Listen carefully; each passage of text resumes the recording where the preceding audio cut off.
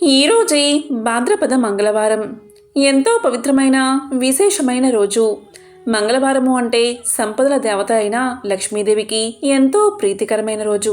మరి ఇంతటి విశేషమైన రోజు అమ్మవారికి సంబంధించిన ఈ కథలను వింటే చాలు. జన్మల పాపాలు తొలగి అష్టైశ్వర్యాలు భోగభాగ్యాలు కలుగుతాయి. మరి ఆ కథలేంటో ఇప్పుడు ఈ వీడియోలో తెలుసుకుందాం. పూర్వకాలంలో కళింగ దేశంలో వెంకటాచారి అని కంసాలి ఉండేవాడు. అతడు పనిలో ఎంతో నైపుణ్యం చెందినవాడిలాగా పేరుగాంచాడు. వెంకటాచారి భార్య సుమతి ఎంతో దైవభక్తురాలు. ఆ దంపతులకు 2 ఆడపిల్లలు, శారద, నీరజ. వారు చక్కగా చదువుకుంటూ తల్లికి చేదోడు వాదోడుగా ఉండేవారు. వెంకటాచారి నైపుణ్యం కలవాడే, కానీ ఏమాత్రం కల్తీకి పాల్పడకుండా ఎంతో నిజాయితీగా పనిచేసేవాడు. మిగిలిన తోటి కంసాలులు కక్కుర్తుపడి కల్తీ చేసి తక్కువ సొమ్ముకే పనులు ఒప్పుకుని చేసేవారు. దీనివల్ల వెంకటాచారికి ఆదాయం అంత ఎక్కువగా ఉండేది కాదు. ఏదో వచ్చిన సొమ్ముతో కాలం గడుపుతూ ఉండేవాడు. ఇలా రోజులు గడుస్తూ ఉండగా కూతుర్లకి వివాహ వయసు వచ్చింది. నెమ్మదిగా పెద్ద కూతురికి సంబంధాలు వెతకడం మొదలుపెట్టాడు. కానీ ఎక్కడా ఏదీ కుదరలేదు. వెంకటాచారి పక్క ఇంట్లో కృష్ణశర్మ అని పురోహిత కుటుంబం ఉంటుంది. కృష్ణశర్మ భార్య రుక్మిణి, సుమతి ఎంతో స్నేహితులుగా ఉండేవారు. కృష్ణశర్మ రుక్మిణి దంపతులకు పద్మప్రియ అనే కుమార్తె ఉండేది. ఆమె వయసు సుమారు 7 సంవత్సరాలు. ప్రతిరోజు వాకిట్లో పూలు కోసుకుని సుమతికి తెచ్చి ఇచ్చేది. అంతేకాక రోజు 1 గంటైనా వారింట్లో గడిపి వెళ్లేది. వెంకటాచారి పెద్ద కుమార్తె శారద పెళ్లి ఎంతకూ నిశ్చయం కాకపోవడంతో ఆ దంపతులకు ఎంతో బెంగగా ఉండేది.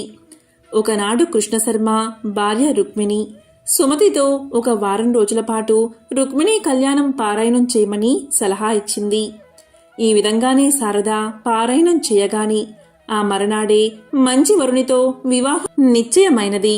ఆ వివాహానికి కావలసిన సొమ్ము సేకరించి పెట్టుకోవడం అనే పనిలో పడ్డాడు వెంకటాచారి. ఇన్నేళ్లుగా కంసాలి వృత్తి చేస్తూ ఉన్నా కూడా కూతుళ్లకు కనీసం బంగారు గాజులు కూడా చేయించలేకపోయానే అని బాధపడ్డాడు. సుమతి రోజు ఉదయాన్నే పూజ చేసేటప్పుడు శ్రీ మహాలక్ష్మీదేవిని అనేక స్తోత్రాలతో పూజించేది. వివాహం దగ్గర పడుతున్నదని దయచేసి వివాహానికి కావలసిన సొమ్ము సమయానికి అందివచ్చేలాగా అనుగ్రహించమని ఆ తల్లిని ప్రార్థించేది. రోజులు ఇలా గడుస్తూ ఉండగా ఒకనాడు పద్మప్రియ రోజూలాగా పూలు తీసుకుని ఉదయం పూజా సమయానికి రాలేదు. రోజూ తప్పకుండా వచ్చే పిల్ల ఈరోజు ఇంకా రాలేదేమిటబ్బా అని సుమతి ఆలోచిస్తూ ఉండగా గుమ్మంలో గజ్జెల చప్పుడు అయినది. పద్మప్రియ చెంగుచెంగున లోపలికి వచ్చింది. పూలు తీసుకురావడానికి ఆలస్యమైందని చెప్తూ పూలు తీసి సుమతి చేతిలో పెట్టింది. ఆ రోజు పద్మప్రియ రోజు కంటే అందంగా ఎంతో తేజస్సుతో కనిపించింది. సుమతి పద్మప్రియను, ఈరోజు నీ పుట్టినరోజా, ఎంత చక్కగా అలంకరించుకున్నావు అని అడిగింది. దానికి పద్మప్రియ, లేదు అత్తయ్య, రోజు ఇలాగే తయారవుతాను. స్నానం చేయడం కాస్త ఆలస్యం కావడంతో పూలు తీసుకురావడం ఆలస్యమైంది. అది సరే కాని ఈ జత బంగారు గాజులు అమ్మ నీకు చూపించమని చెప్పింది.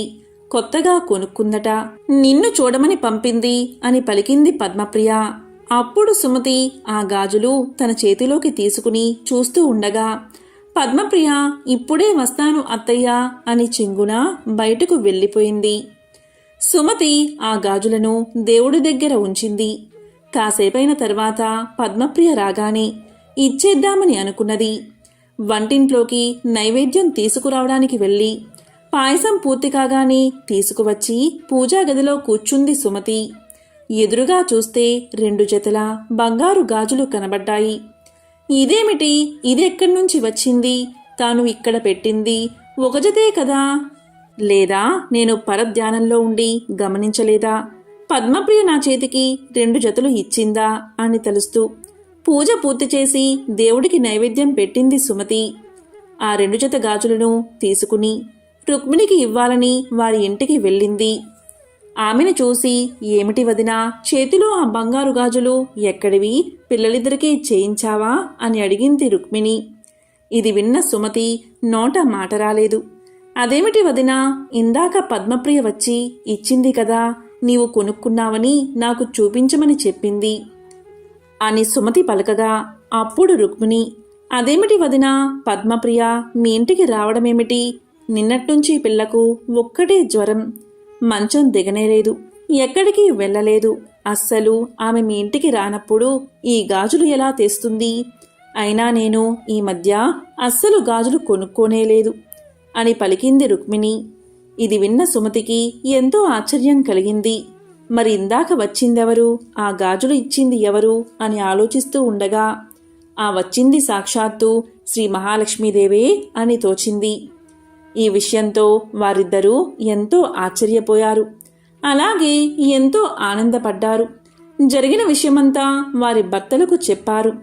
ఇక వెంకటాచారి దంపతుల సంతోషానికి అవధుల్లేవు. వచ్చింది సాక్షాత్తు శ్రీ మహాలక్ష్మీదేవి అని గుర్తించారు. తమను అనుగ్రహించిన ఆ జగన్మాతను ఎన్నో విధాలా స్తుతించారు. తమ కుమార్తెలకు సాక్షాత్తు ఆ శ్రీ మహాలక్ష్మీదేవి బంగారు గాజులు అనుగ్రహించిందని ఎంతో ఆనందపడ్డారు. ఇద్దరూ పూజాగదిలో నుంచుని ఆ జగన్మాతను స్మరిస్తూ ఇలా అన్నారు. జగజ్జనని అమ్మా లక్ష్మీదేవి, దారిద్ర్య దుఃఖాన్ని పాప అంధకారాలను తొలగించే మూర్తివి, బాధలన్నిటినీ నశింపచేసే కరుణా కటాక్షాలు గల తల్లివి. నీ కడగంటి చూపులతో నీ కరుణామృతాన్ని మాపై కురిపించు తల్లి. నీవు సర్వమంగళ ప్రదాయనివి. సకల చరాచర జగత్తుయందు నీవే వ్యాపించి ఉన్నావు. నీవే మాకు ఇలవేల్పు. నీకివే మా ప్రణామాలు. నిన్ను నమ్మిన వారికి సర్వశుభాలు అనుగ్రహించే లోక పావనివి. నీకివే మా నమస్కారాలు అని పరిపరి విధాలా ప్రార్థించారు. లక్ష్మీదేవి తమకు సహాయం చేసినందుకు ఎంతగానో సంతోషించారు. పూర్వకాలంలో కుండినము అనే పట్టణం సింధు దేశంలో ఉండేది. ఆ పట్టణంలో కౌండిన్య నామంతో ఒక బ్రాహ్మణుడు ఉండేవాడు. అతని భార్య పేరు గుణశీల. ఆమె వివాహం జరిగిన దగ్గర నుంచి ఎప్పుడు చూసినా ఏడుస్తూనే ఉండేది. ఆ బ్రాహ్మణ జంటకు కొడుకులు, కూతుళ్ళు, కోడళ్ళు, అల్లుళ్ళు ఉన్నారు.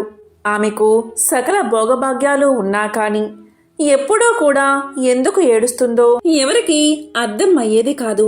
ఈమె ఏడుపు విని చుట్టుపక్కల వాళ్ళంతా ఎందుకు ఈమె ఇలా ఏడుస్తుంది, ఈమె అరుపులు వింటుంటే దరిద్రానికి సంకేతంగా అనిపిస్తుంది అని తిట్టుకునేవారు. ఈమె ఏడవడానికి ఏదో ఒక వంక చూసుకునేది. పిల్లి చచ్చినా, ఇంట్లో బల్లి చచ్చినా, వీధిలో కుక్క చచ్చినా దాన్ని ఒడిలో పెట్టుకుని ఏడుస్తూనే ఉండేది. కానీ విధి మాత్రం ఈమెకు అనుకూలంగా లేదు. ఇలా ఒకరోజు ఇంట్లో పిల్లి చనిపోతే దాన్ని ఒడిలో పెట్టుకుని ఏడుస్తూ కూర్చుంది.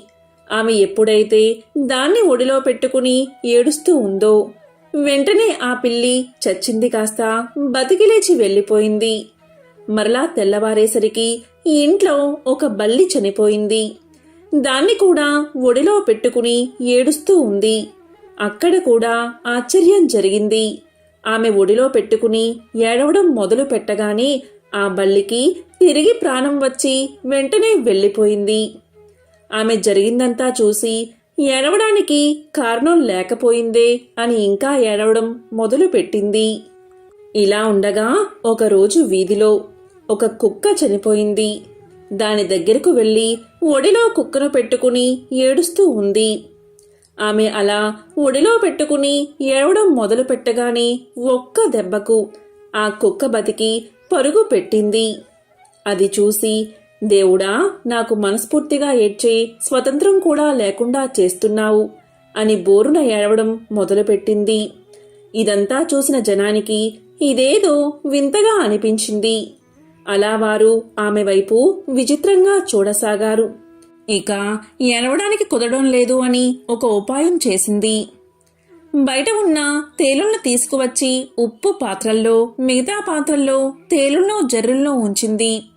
ఎందుకు అంటే కూతుర్లు, కోడళ్ళు అలా వంట నిమిత్తం చేతులు ఆ పాత్రలో పెట్టగానే అవి కుడతాయి గనక ఆ నొప్పితో వారు ఏడుస్తూ ఉంటే వారి పక్కన కూర్చుని ఏడవచ్చు అని ఈమె ఆలోచన.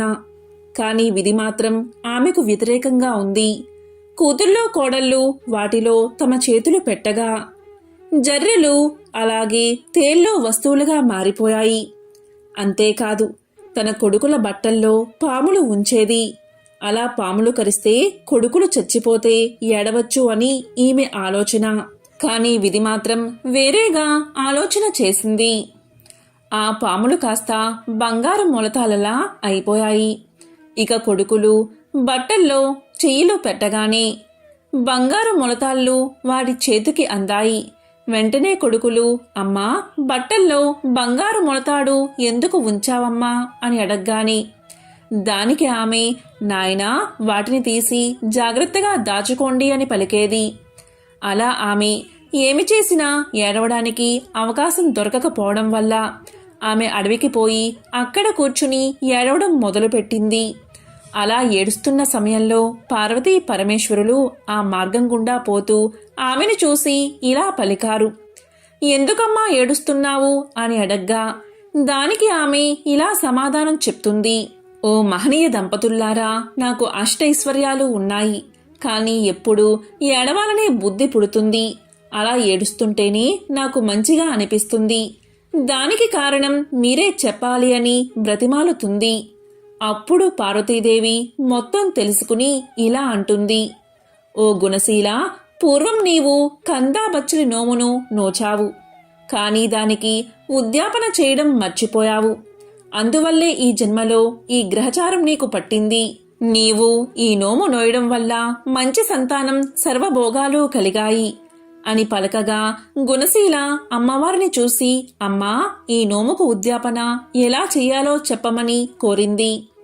దానికి అమ్మవారు ఇలా చెప్తుంది. అయితే విను. వెండితో కంద దుంపను చేయించు, బంగారంతో బచ్చలి తీగ చేయించు, మంచి కంద సేరు, బచ్చలి అరసేరు, 5 మానికల బియ్యం, పసుపు కుంకుమలతో, నల్ల పూసలు, రవికల గుడ్డలు, మెట్టెలు, మంగళ సూత్రాలతో, ముత్తైదువులకు దక్షిణ తాంబూలాలతో వాయనాలు సమర్పించు అని పార్వతీదేవికి చెప్పింది. అంతట గుణశీల ఇలా పలుకుతుంది. అయితే తల్లి, నేను వచ్చేంత వరకు ఇక్కడే ఉండమని ప్రార్థించి పరుగు పరుగున ఇంటికి పోయి అన్ని వస్తువులు తీసుకువచ్చి పార్వతీ అమ్మవారికి సమర్పించి ఉద్యాపన చేసింది. ఇక పార్వతీ అమ్మవారు నిండు హృదయంతో ఆమెకు ఆశీస్సులు అందించారు. అంతతో అమ్మవారు అంతర్ధానమయ్యారు. ఇక గుణశీల ఇంటికి వచ్చి జరిగిందంతా ఇంట్లో వారికి చెప్పేసరికి అందరూ ఆశ్చర్యపోయారు. 4 జాతుల వారు కుల భేదం లేకుండా ఈ వ్రతాన్ని ఆచరిస్తే సమస్త దుఃఖాలు తొలగిపోతాయని ఆమె చెప్పింది. దాంతో అందరూ కందాబచ్చలి వ్రతాన్ని ఆచరించి సర్వదుఃఖాలను పోగొట్టుకుని సుఖంగా జీవించారు. ఈ వ్రతకథను ఎవరైతే వింటారో వారికి సమస్త దుఃఖాలు తొలగిపోయి సకల శుభాలు కలుగుతాయి. పూర్వం గండకీ నదీ తీరాన ఉన్న సిరిపురం రాజ్యాన్ని వేరసేన మహారాజు జనారంజకంగా పరిపాలిస్తూ ఉండేవాడు. పాడి పంటలతో సుఖ సంతోషాలతో ప్రజలు ఆనందంగా జీవిస్తూ ఉండేవారు. ఈ వీరసేన మహారాజుకు వేట అంటే మిక్కిలి మక్కువ. అతను ఒకసారి గండకీ నదీ తీరాన్ని ఆనుకుని ఉన్న అడవిలోకి బయలుదేరాడు. చాలాసేపు క్రూర జంతువుల్ని వేటాడాడు. దాంతో రాజు రెట్టించిన ఉత్సాహంతో బాగా దట్టమైన అడవిలోకి వెళ్లిపోయి దారిని తప్పాడు. వెనుక ఉన్న సైన్యాలు రాజుని అందుకోలేక వెనుక పడ్డారు. ఇలా 2 రోజులు గడిచాయి. రాజు జాడ కోసం సైన్యాలు 4 భాగాలుగా విడిపోయి 4 దిక్కులా గాలించి అతి కష్టం మీద 3వ రోజున రాజు జాడ కనుక్కుని అందరూ ఒక చోటకు చేరుకున్నారు. గుర్రం మీద 3 రోజులు ఒంటరిగా ప్రయాణించిన రాజు బాగా అలసిపోయి నిస్సత్తువుగా ఉండిపోయాడు. వెంట తెచ్చుకున్న ఆహార పదార్థాలు నీళ్లు ఖర్చయిపోవడంతో సైనికులు కూడా అలసిపోయి ఆకలితో ఉన్నారు. చాలాసేపు గాలింపు తర్వాత వాళ్ళకి ఒక చిన్న పంట పొలం కనిపించింది. దాంట్లో చెరుకు, మొక్కజొన్న పంటలు ఉన్నాయి. దాంతోపాటు మామిడి, సీతాఫలం బాగా విరగకాచి ఉన్నాయి. మధ్యలో తీయని నీటితో కూడిన ఒక బావి ఉంది. ఇక సైనికులంతా ఆ పొలంపై పడి ఎవరికి కావలసిన వారు తీసుకుని కడుపు నిండా తిని మధురమైన బావినీరు తాగి మహారాజుకి కావలసిన ఫలాలు చల్లని నీరు ఇచ్చి రాజును సేద తీర్చారు. కాసేపటికి తేరుకున్న మహారాజు తన సైన్యంతో సహా రాజ్యాన్ని చేరుకున్నాడు. కానీ చిత్రంగా మరుసటి రోజు నుంచి రాజుకి తీవ్ర అశాంతి, అనారోగ్యం మొదలయ్యాయి. రోజు రోజుకి క్షీణిస్తూ మంచం పట్టాడు మహారాజు. రాజవైద్యులు ఎన్ని చికిత్సలు చేసినా రాజుకి ఆరోగ్యం చేకూరలేదు. ఈ విధంగా రోజులు నెలలు గడిచినా కూడా తన రోగం తగ్గకపోయేసరికి రాజు తన గురువైన తపోధనుడైన సదానంద మహర్షిని పిలిపించి తన సమస్యను పూర్తిగా వివరించాడు. అప్పుడు ఆ మహర్షి తన దివ్య దృష్టితో జరిగిందంతా తెలుసుకుని ఇలా పలికాడు. రాజా, రాజన్నవాడు ప్రజల్ని క్రూర మృగాల నుంచి రక్షించాలి. అది కూడా ప్రజలు క్రూర జంతువుల వల్ల తమకి ప్రాణభయం ఉందని ఫిర్యాదు చేసినప్పుడు మాత్రమే చేయాలి.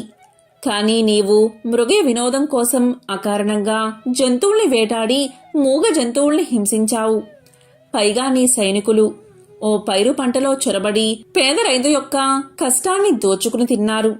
అందులో కూడా నీ సైనికులు అతని అనుమతి తీసుకోలేదు. అందులో నీకు కూడా భాగం ఉంది. ఆ పాపం కలిపురుషుడిగా మారి నిన్ను వేటాడుతుంది అని చెప్పాడు మహర్షి. ఇది విన్న రాజు ఎంతో ఆశ్చర్యపోయి ఇలా పలికాడు.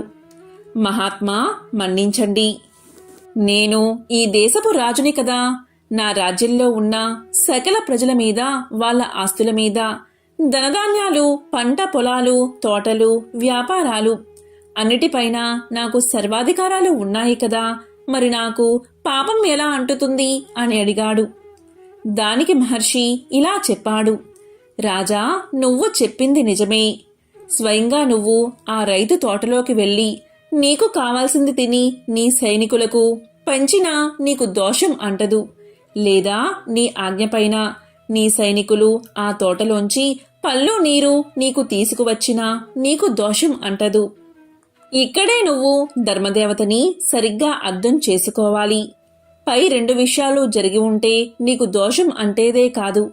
కానీ నీ సైనికుల అనాలోచిత చర్య వల్ల తాత్కాలికంగా నీకు ఉపశమనం లభించింది. కానీ ఆ దోష ఫలితాన్ని నువ్వు అనుభవించాల్సి వచ్చింది అని చెప్పాడు మహర్షి.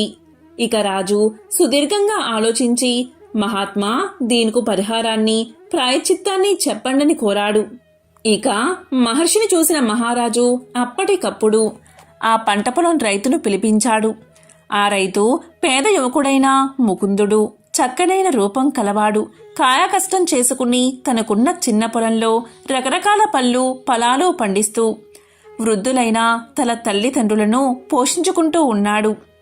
రాజు యొక్క సైన్యం తన పంటని మొత్తం కాజేయడంతో గత నెల రోజులుగా తల్లిదండ్రులకు సరైన తిండి కూడా పెట్టలేక చాలా దీనస్థితిలో ఉన్నాడు.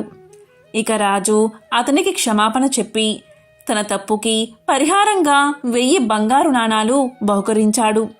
అప్పుడు పేద రైతు మహా ఆనందపడి ఇలా పలికాడు. రాజా, ఈ బహుమానంతో జీవితాంతం నా తల్లిదండ్రులకి అస్సలు ఏ లోటు లేకుండా ప్రేమగా పోషించుకుంటాను అంటూ రాజుకి కృతజ్ఞతలు చెప్పి అక్కడి నుంచి వెళ్ళిపోయాడు. ఆ విధంగా ఆ రైతు వెళ్ళిపోయాక రాజు మహర్షి వైపు తిరిగి, మహాత్మా, ఇక నా పాపం పోయినట్లేనా అని అడిగాడు. దానికి మహర్షి ఇలా అన్నాడు. రాజైన వాడు ఎప్పటికప్పుడు ధర్మశాస్త్రాలు, నీతి శాస్త్రాలను క్షుణ్ణంగా అధ్యయనం చెయ్యాలి. లేదా ఎవరి దగ్గర నుంచైనా తెలుసుకుంటూ ఉండాలి. ప్రస్తుతానికి నీ పాపం తొలగిపోయింది, కానీ ఇంకా మిగిలే ఉంది అన్నాడు మహర్షి. అప్పుడు రాజు మళ్లీ నమస్కారం చేసి, మహాత్మా, మరి పరిహారం చెప్పండి అని కోరాడు. మహర్షి రాజు వంక చూశాడు. అప్పుడు వెంటనే రాజు సదాచార భక్తులైన పండితుల్ని, బ్రాహ్మణోత్తముల్ని మహారాజు సభకు ఆహ్వానించాడు. కొన్ని వందల మంది తరలి వచ్చారు. రాజు వాళ్ళకి జరిగిందంతా వివరించి నెల రోజుల పాటు రైతు కుటుంబాన్ని ఆకలి బాధకి గురిచేసిన పాపం పోగొట్టుకోవడానికి గాను 10,000 బంగారు నాణాలను దానంగా ఇవ్వడానికి సిద్ధపడ్డాడు. కానీ ఆ దానం స్వీకరించడానికి ఎవరూ ముందుకు రాలేదు. ఎందుకంటే వాళ్ళు పండితోత్తములు. అలా చేయడం వల్ల ఆ పాపం తాము స్వీకరించినట్లు అవుతుందని వాళ్లకు తెలుసు. ఇక రాజు నిరాశగా వాళ్ల వైపు చూస్తూ ఉండగా విశ్వవేత్తుడు అనే బ్రాహ్మణోత్తముడు లేచి ఆ దానం స్వీకరించడానికి సిద్ధంగా ఉన్నానని తెలియచేశాడు. ఇక రాజు ఆనందంగా 10,000 బంగారు నాణాలను బహుమానంగా ఇవ్వగాని విశ్వవేదుడు తాను తెచ్చిన 2 బంగారు నాణాలను వాటితో కలిపి అక్కడ చేరిన పండితులకు, బ్రాహ్మణులకు ఉచితంగా పంచేశాడు. ఇలా చేయడం వల్ల ఆ పాపఫలం అతనికి అంటలేదు. ఇక రాజు అతన్ని చూసి ఇలా పలికాడు, మహానుభావా, తమ పరిస్థితి మెరుగుపడాలని అంత పెద్ద మొత్తం దానంగా ఇచ్చాను. ఇప్పుడు తమకి నేను ఇచ్చిందేముంది అన్నాడు. మీరేమో నేనిచ్చిన ధనాన్ని దాన ధర్మాలు చేసి మీ పాపం పోగొట్టుకున్నారు. ఇప్పుడు నేను మీకు ఎలా సహాయం చేయగలను అని అడగ్గా దానికి ఆ బ్రాహ్మణోత్తముడు బదులిస్తూ ఇలా అన్నాడు, రాజా, గండకీ నదీ తీరాన ఉభయ సంధ్యల్లో సంధ్యావందనంతో పాటు గ్రామీణుల ఇళ్లల్లో పూజాది శుభకార్యాలలో పౌరహిత్యం చేసుకుంటూ ఉంటాను నేను. ఆ వచ్చిన ధనంతో నేను నా భార్య ఆనందంగా జీవిస్తున్నాం. మీరు నాకేమైనా సహాయం చెయ్యాలి అనుకుంటే గండకీ నదీ తీరంలో ఒక అపురూప శివాలయాన్ని నాకు నిర్మించి ఇస్తే చాలు. నా శేష జీవితాన్ని ఆనందంగా గడిపేస్తాను. దాంతో మా ఇద్దరి జీవితాలు ఆ పరమేశ్వరుడి అనుగ్రహం వల్ల పరిపూర్ణమవుతాయి అని చెప్పగా రాజు దానికి ఆనందంగా ఒప్పుకుని ఆ బ్రాహ్మణుడికి శివాలయం కట్టించి ధర్మదేవత యొక్క అనుగ్రహం పొంది ధన్యుడు అయ్యాడు రాజు. కాబట్టి అధికార బలంతో ఇతరుల మనస్సును ఎప్పుడూ నొప్పించరాదు. ఇలా చేస్తే మనశ్శాంతి కరవుతుందని ఈ కథ మనకు తెలియచేస్తుంది. ఎంతో పవిత్రమైన విశేషమైన ఈ రోజు ఈ కథను వింటే చాలు సకల శుభాలు కలుగుతాయి. ఒక బ్రాహ్మణుడికి 5 కొడుకులు ఉన్నారు. వారికి పెళ్లిళ్లు జరిగి భార్యతో హాయిగా కాపురం చేసుకుంటున్నారు. వారిలో 5వ కోడలు కరుల్లా గౌరీనోము పట్టింది.